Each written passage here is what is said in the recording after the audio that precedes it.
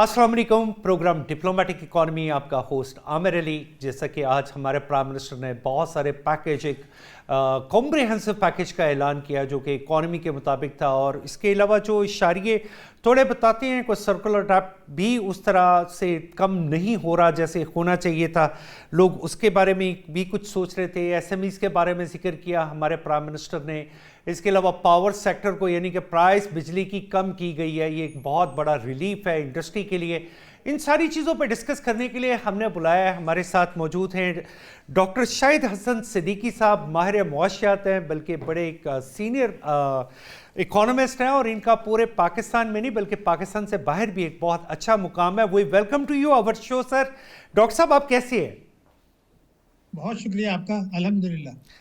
Doctor साहब, जैसे आज आपने प्राइम मिनिस्टर की जो तकरीर सुनी होगी, उन्होंने कुछ पैकेज, और पैकेज में ख़ास तौर पे जो उन्होंने जिक्र खैर किया है कि रिलीफ दे रहे हैं फॉर पावर सेक्टर, और वो भी इंडस्ट्री के लिए।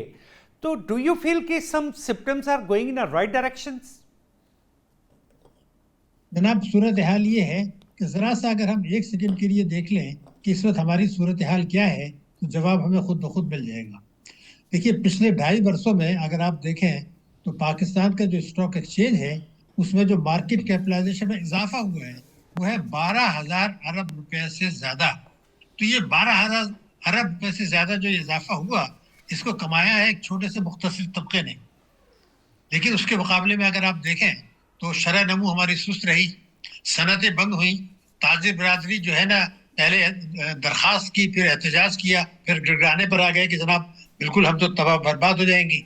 तो कभी किसी ने ये सोचा कि स्टॉक एक्सचेंज आसमान पे जा रहा है, सनतें बंद हो रही हैं, बरामदात हमारी गिर रही हैं, फॉरेन डायरेक्ट इन्वेस्टमेंट हमारा गिर रहा है हुकूमत के मुताबिक, गुर्बत हमारी बढ़ी है, बेरोजगारी हमारी बढ़ी है, महंगाई जून के मुकाबले में बढ़ी है, और दरामदात ऊपर जा रही है, इम्पोर्ट्स। तो सवाल ये है कि ये हो क्यों रहा है, पहले तो ये देख लें। दूसरा ये देख लें कि 3 चीजें हमारी बेहतर हुई हैं। एक, जैसे मैंने कहा, स्टॉक एक्सचेंज। दूसरा, बैंकों का मुनाफा, ये बहुत ज्यादा बढ़ गया है। लेकिन बैंकों का मुनाफा बढ़ा तो मुनाफा तो उनको मिलता है लोगों के डिपॉजिट से। डिपॉजिट जो है वो है नफा नुकसान में शिरकत। आपका भी अकाउंट है, अपनी चेकबुक देख लें, जो आपके प्रोग्राम देख रहे हैं उनका अकाउंट होगा, नफा नुकसान में शिरकत। तो बैंकों का मुनाफा बढ़ गया, और इनको जो मुनाफे की शरह मिल रही थी, मिसाल के तौर पर जून 23 में 100 रुपए पे 20 रुपए मिलते थे, या 20.5, अब मिले 9%। यानी जिस आदमी ने चंद लाख रुपए रखे थे उसकी आमदनी आधा रह गई, ये भी गिर गया, तो बैंकों का मुनाफा बढ़ गया। तीसरी, आपकी रेमिटेंसेस बढ़ी है। तो रेमिटेंसेस तो आपको पता है, इनकम टैक्स ऑर्डिनेंस 11(4) से आती है, और मेरे अपने ख्याल से दुनिया में शायद वाहिद मिसाल है कि हमारी एक्सपोर्ट के मुकाबले में रेमिटेंसेस जो हैं वो इतनी ज्यादा हैं। तो रेमिटेंसेस से तो रोजगार नहीं मिलता, अलबत्ता टैक्सों में नुकसान होता है, और जो महंगाई बढ़ती है, ये दो में है। तो ये तीनों चीजें ऐसी हैं जो ये बता रही है कि मईशत की सिमत जो है, हमारी पॉलिसी की सिमत जो है वो दुरुस्त नहीं है। ठीक है, उन्होंने बरात मांगी, वज़ीर आज़म ने दे भी दिया, लेकिन सवाल ये है क्या उससे मईशत बेहतर हो जाएगी? क्या उससे जो है ना वो शरह नमू बेहतर हो जाएगी? क्या ये 26 मिलियन लोग हैं, दुनिया में सबसे ज्यादा तादाद है जो स्कूल नहीं जा रहे, इतने स्कूल कहीं नहीं ऐसा, वो क्या उनको वो स्कूल जाने लगेंगे? आम आदमी जो 25 करोड़ आदमी में से आम आदमी, उसको इलाज मुआवजा नहीं है, क्या वो बेहतर हो जाएगा? आम आदमी को साफ पानी मैसर नहीं है, सैनिटरी की सहूलियात मैसर नहीं, क्या वो बेहतर हो जाएंगी? इन तमाम चीजों को आप देखें पैकेज। अगर मईशत तरक्की करती है और आवाम को फायदा नहीं पहुंचता तो फिर मुश्किल सा सूरत हाल है। डॉक्टर साहब, इसमें जैसे आपने एक चीज़ को इंडिकेट किया कि 12,000 अरब रुपए यानी कि इंडक्ट हो गए, और वो 12,000 अरब रुपए ज़ाहिर हमारी इकॉनमी थे, वो कहीं ना कहीं तो मौजूद थे, जो कि स्टॉक एक्सचेंज में रोज़ाना की बुनियाद पे स्टॉक एक्सचेंज जंप करती है। हम रोज़ाना समझते हैं कि पता नहीं पाकिस्तान में ये कौन सा तेल निकला है जो वो स्टॉक एक्सचेंज रोज़ाना जंप कर रही है। ये बड़ा आम आपने नुक्ता उठाया है। एक और मैं आपको फिगर देखूं, देखिए मैंने दुनिया भर में बहुत टॉप पोजीशन में बैंकिंग की है, यूरोप में, मिडिल ईस्ट में, अफ्रीका में, पाकिस्तान में, और दुनिया की मैंने देखी भी है। मैं आज आपको एक स्टेटमेंट देता हूँ।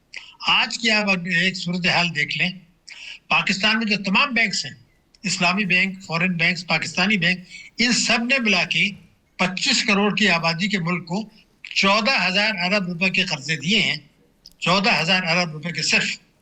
इसके मुकाबले में जो इन्होंने सरमायाकारी कर दी है, ज्यादातर जो है वो हुकूमत के पास गई है, वो है कोई तकरीबन 38,000 अरब रुपया।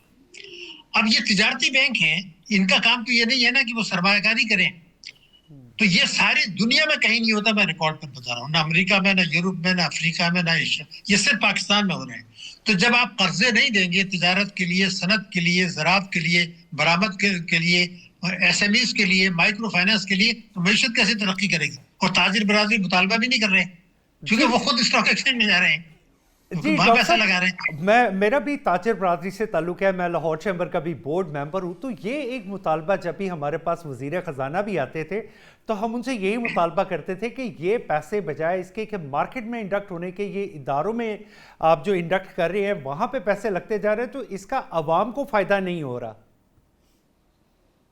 भाई ये बात आपने सही की, अवाम को फायदा ना हो, मैं ये कह रहा हूँ मईशत को नुकसान हो रहा है। मईशत को इसलिए नुकसान कि हो रहा है। जी जब दिन बिल्कुल। आपने जैसे कहा ना कि 12,000 अरब रुपए तो बढ़ गए ना, किन्होंने कमाए? जिन्होंने स्टॉक एक्सचेंज में शेयर होल्डिंग्स की थी, उन्होंने मुनाफा कमा लिया, वो कितने लोग हैं? लेकिन जब मईशत में तरक्की नहीं की तो लोगों को रोजगार नहीं मिला, गुर्बत बढ़ी, बेरोजगारी बढ़ी, महंगाई बढ़ी। तो जब तक आप बरामद कुनंदगान को, ताजरों को, सनतकारों को, एसएमईज को, माइक्रो फाइनेंस को, के घरेलू खवातीन को, किसानों को कर्जे नहीं देंगे, जब वो नहीं लेंगे खुद, तो फिर मईशत कैसे तरक्की करेगी? फिर गुर्बत कैसे कम होगी? डॉक्टर इसका साहब, मतलब ये है कि डॉक्टर जी साहब आज की स्पीच जो मैंने प्राइम मिनिस्टर की सुनी है सुबह, आज उसके बाद ज़ाहिर है हम ये प्रोग्राम रिकॉर्ड कर रहे हैं। जब मैंने प्राइम मिनिस्टर को देखा कि उनके सामने उन्होंने कहा जी मेरे सामने ये सारे कमर्शियल बैंक वाले बैठे हैं, आप लोगों ने, वो तकरीबन वही लैंग्वेज बोल रहे थे जो आप लैंग्वेज यूज़ कर रहे हैं। उन्होंने भी यही कहा कि जी आपने एसएमईज को कर्जे नहीं दिए, आपने एसएमईज को प्रायोरिटी नहीं दी, और फिर ख़ास तौर पर उन्होंने कहा, एग्जाम्पल दे के कहा, जापान का, साउथ कोरिया का जिक्र किया, और भी कुछ मुल्कों के नाम लेके उन्होंने जिक्र किया कि वहाँ पे जो तरक्की हुई है वो एसएमईज की वजह से हुई है। और उन्होंने कहा जी कि एसएमई ही वो सेक्टर है जो आपकी रीढ़ की हड्डी है।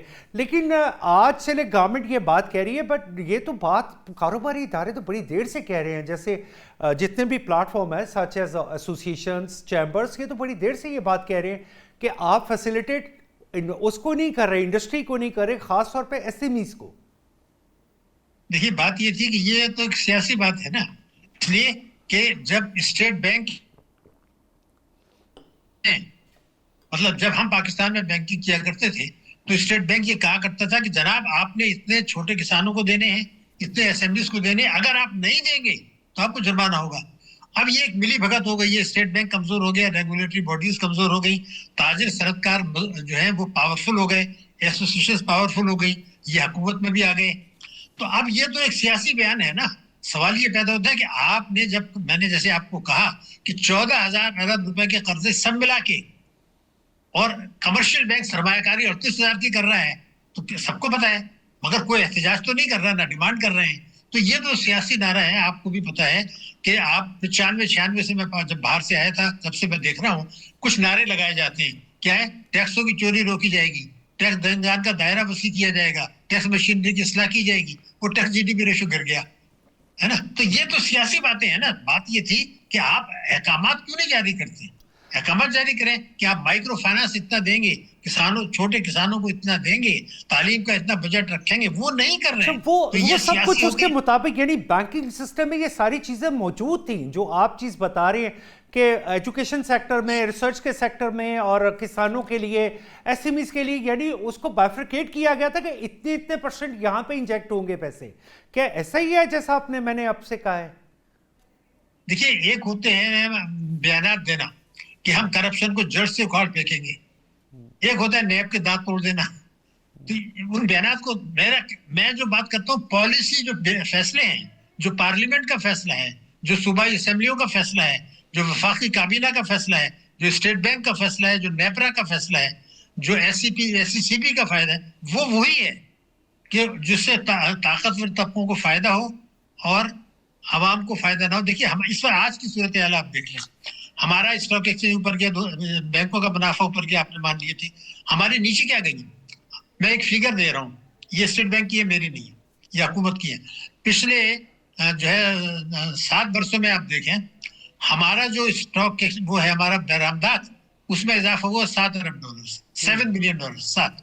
और हमारे रेमिटेंसेज में इजाफा हुआ $27 अरब, $27 अरब। अभी 27 अरब डॉलर रेमिटेंस बड़ी ऐसी दुनिया में कहीं नहीं होता। तो आप बरामदात तो बढ़ा ही नहीं रहे हैं, ना बरामदात बढ़ाना नहीं चाहते। अभी आप देख लें जुलाई टू दिसंबर आपकी बरामदात गिरी है, एफडीआई भी गिरे हैं। तो ये क्या हो रहा है कि मईशत की शरह में सुस्त, बरामदात गिर रही है, तरसीलात बढ़ रही है, इम्पोर्ट्स बढ़ रही है, तालीम का बजट कम हो रहा है, सेहत का बजट कम हो रहा है, तरक्याती अखराजात का बजट कम हो रहा है, और बेरोजगारी बढ़ रही है। हुकूमत खुद तस्लीम कर रही है, गुर्बत भी तो डॉक्टर ये साहब। एक हमारा मॉडल खराब है। लेकिन सियासी बयानात को अगर आप लेंगे हाँ तो बड़ा मुश्किल हो जाएगा। हमें वो देखना है पॉलिसी के फैसले क्या है। डॉक्टर साहब, बिल्कुल आपने दो चीज़ें बड़ी प्यारी इंडिकेट की हैं, लेकिन I want you to elaborate it a little more. एक आपने जिक्र किया है फॉरेन रेमिटेंस हमारी ज़्यादा हैं और हमारी एक्सपोर्ट्स कम है। बिल्कुल, को फिगर भी अगर कोई $32 बिलियन और शायद $42 बिलियन कुछ इस तरह करके डिसबैलेंस ही फिगर है। और इसके साथ आपने दूसरा जो जिक्र किया वो हमारी ग्रोथ है, हमारी जीडीपी की ग्रोथ है, जिसे एक्सपेक्ट किया जा रहा है 3 पॉइंट समथिंग परसेंट। तो ये 3.7% भी अगर आती है, मैं एक एग्जांपल दे रहा हूँ, तो उसमें से 2.5% तो मेरा ख्याल है आपकी जो पॉपुलेशन ग्रोथ है वो भी तो साथ चल रही है ना। आपने बड़ी अहम बात की आमिर साहब। अब मैं एक बात कहना चाहता हूँ, रेमिटेंसेस ये हैं कि पाकिस्तान में लोगों का, आपको पता है, कोई 70-80 हजार अरब रुपया जो है वो ब्लैक मनी है। अंडर इनवाइसिंग भी हो रही है, ओवर इनवाइसिंग भी हो रही। तो बहुत से लोग उस पैसे को हुंडी हवाले से या मुख्तलिफ तरीकों से बाहर भेज देते हैं। वो पैसा फिर पाकिस्तान वापस आता है। ये कानून है इनकम टैक्स ऑर्डिनेंस 111(4). इसका उसमें ये है कि आईएसआई ये कोई भी नहीं पूछ सकता सिवाय स्टेट बैंक के, जो नहीं पूछता। तो अगर सऊदी यूएई से एक ड्राइवर $1 लाख यहाँ भेज दे, कोई पूछ नहीं सकता उससे कि भाई $1 लाख कहाँ से आ गया आपके पास। $1 लाख जो बाहर से रेमिटेंस आती है, उस पर टैक्सों में नुकसान होता है 45 लाख रुपए का, क्योंकि वो इनकम टैक्स फ्री है। तो मेरे पास अगर चोरी का पैसा है, मैं उसको हुंडी से बाहर बेच के यहाँ मंगा लूं, तो मेरी ये इनकम टैक्स फ्री आमदनी हो गई, मेरा ये पैसा जिसे वाइट हो मनी गया। लॉन्ड्रिंग कहा जाता है आसान लफ्जों में, एम आई राइट? मनी लॉन्ड्रिंग जब आपने कह ही दिया, और ये है भी। मुझे जो खौफ है, और मुझे पता है, आपको पता है, जो जिस तरह से आपके चेहरे पे मुस्कुराहट है, कि अगर एफएटीएफ ने कभी गर्दन से पकड़ लिया कि भाई ये तो मनी लॉन्ड्रिंग हो रही है, और आप कहते हैं बाहर से पैसा आ रहा है, तो कहाँ से आ रहा है? किसी और मुल्क में तो इतना नहीं आ रहा। तो अगर खुदा न खास्ता एफएटीएफ ने पकड़ लिया, आजकल तो इसलिए नहीं पकड़ रहे कि अमेरिका के हम मंजूर नजर हैं, बिल्कुल लेकिन जब वो बिल्कुल। पकड़ेंगे, तो मैं ये बात, जो आपने नुक्ता उठाया है ना, असल में बड़ा आम नुक्ता है। अब मैं ऐसे देख रहा था कि पिछले 14 वर्षों में अगर आप देखें तो $200 अरब की रेमिटेंसेज आ गई।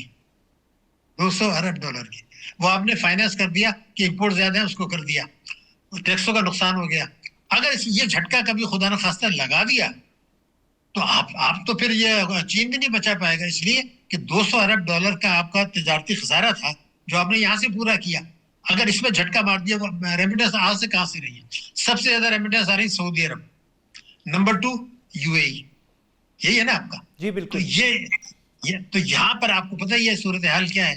तो वो झटका अगर खुदा ना खास्ता लगा, और वो मारेंगे। अभी तो अमेरिका को हमारी मदद की जरूरत है, अफगानिस्तान में भी है, मिडिल ईस्ट में भी है। पाकिस्तान की अफवाज ने हिंदुस्तान को शिकस्त फाश दी है, उससे दुनिया की आंखें खुली हैं, और अमेरिका को एहसास हुआ कि ये बड़ा मुल्क है, $5,000 के तो इसके मिनरल्स पड़े हुए हैं, एक ताकतवर फौज है इसकी, इसका महल वकूफ शानदार है, इसका इस्लामी दुनिया में वकार बड़ा है। सऊदी अरब ने इनके साथ जो है मुआहदा किया है, बहुत बड़ी इज्जत बड़ी पाकिस्तान की। तो इससे फायदा उठाने के बजाय हम इन चक्करों में लग गए। तो मैं बात इसलिए कह रहा हूँ कि आपने जो नुक्ता उठाया ना, बड़ा गहरा है। अब देखिए, हमारे फील्ड मार्शल साहब ने खुद कहा कि भाई ये बुनियानुम मखसूस की बात की, यह कुरान की आयत है, आयत नंबर 4। हमें फतेह नसीब हुई है तो आप मानते हैं अल्लाह की मदद से हुई, अल्लाह की वरना मदद भारत को से। जी शदीद है बिल्कुल। ना। लेकिन जब बुनियानुम मरसूस की आप बात करते हैं, आयत नंबर 4 सूरह सफ की, तो मैंने जब उसको आगे पढ़ा, तो अल्लाह ताला क्या फरमा रहे हैं, जरा आंखें खुलनी चाहिए। अल्लाह ताला फरमाता है इसी में कि भाई ठीक है, आपने जान की कुर्बानी दी हमने जान की कुर्बानी, अब आप माल की कुर्बानी भी दें। माल की कुर्बानी का मुतालबा क्या मतलब है कि आप बरात मत मांगे, आप टैक्स चोरी मत करें, क्योंकि आगे चल के फिर सूरह सफ में क्या कहा गया है, नस्र मिनल्लाह फतन करीब, आपको फतेह उस वक्त नसीब होगी जब आप ये काम करेंगे। अब वो काम आप कर नहीं रहे, आप तो बारात मांग रहे हैं, तो ताजीम भी मांग रहे हैं, सनतकार भी मांग रहे हैं, टैक्स एमनेस्टी भी हमारे यहाँ आ जाती है। आप जब आप ये बारात मांगेंगे और टैक्स नहीं है तो आवाम को कुचल के करेंगे, बिजली के नर्ख बढ़ा के करेंगे, पेट्रोल के नर्ख बढ़ा के करेंगे, तालीम का बजट कम करके करेंगे, सेहत का बजट कम करके करेंगे, तरक्याती खर्चात कटौती करेंगे। ताजिर बरादरी को नहीं पता। मैं एक मिसाल दूं तो आपको वाज़ेह हो जाएगा। पहले तो मैंने आपको कुरान बता दी थी, एक मिसाल आप समझ लें। पूरी कौम के लिए मैं एक बात बताना चाह रहा हूँ। हमारे जो बैंकों के खाते हैं, मुनाफा प्रॉफिट एंड लॉस शेयरिंग है, उसका कानून क्या है? 26A4 और 40A बैंकिंग कंपनीज ऑर्डिनेंस। वो ये बताता है कानून कि बैंकों का जो मुनाफा है उनकी जिम्मेदारी है कि उस मुनाफे में खातेदारों को शरीक करें। अच्छा, ये कानून है। ओके। 40, मैं तो फिगर दे रहा हूं, 40A और 26A4 बैंकिंग कंपनीज ऑर्डिनेंस। हमने देखा मुनाफा ऊपर जा रहा है और ये तो जो डॉक्टर है साहब आपने खातेदारों बड़ी इंपॉर्टेंट बात बताई है। कई हजार अरब रुपया खा गए ये, कई गैर कानूनी तरीके से। तो जब आप ये करेंगे तो फिर अल्लाह ताला की नुसरत कहाँ से आएगी? ये तो इस्तेसाल हो जाएगा। तो मैं इसलिए कि जुमला कहना चाह रहा हूँ कि पाकिस्तान एक ताकतवर मुल्क है, हमारे पास मिनरल रिजर्व्स हैं, हमारी स्ट्रेटेजिक लोकेशन है, हमारी फौज ताकतवर है, उसने कुर्बानियां दी, हमारी पुलिस ने कुर्बानी दी, दहशतगर्दी में अवाम ने दी। इन सब कुर्बानियों को मराद की खातिर भेंट पर ना चढ़ा दें। अभी इसको हमें आगे जाके compete करना होगा दुनिया से। खासतौर से अब भारत ने मुआहदा कर लिया, आपको भी पता है, जो है यूरोपियन यूनियन से। अब यूरोपियन यूनियन भी अब उसकी खुशामद कर रहा है, अमेरिका भी उनके साथ खुशामद, चीन ने भी उनको दोस्त कह दिया। क्यों? क्योंकि वो दुनिया की 5वीं बड़ी मईशत है और वो 3री बनने जा रहे हैं। हम 42 से आगे नहीं जा रहे। तो हम भी बन सकते हैं ऐसे, अगर अपने आप को पैसे के लालच करने के बजाय मुल्क को बनाए, वो नहीं बना रहे। जी बिल्कुल डॉक्टर साहब, आपने बड़ी तफसील से हमें ये बताया। आपसे तो जितनी बातें कर ले इल्म उतना ही बढ़ता जाता है, लेकिन हम आपका बहुत शुक्रिया अदा करेंगे कि आप हमारे प्रोग्राम में तशरीफ़ लाए। इससे पहले कि हमें एक छोटी सी ब्रेक के लिए जाना, we have to be back right away. Stay with us.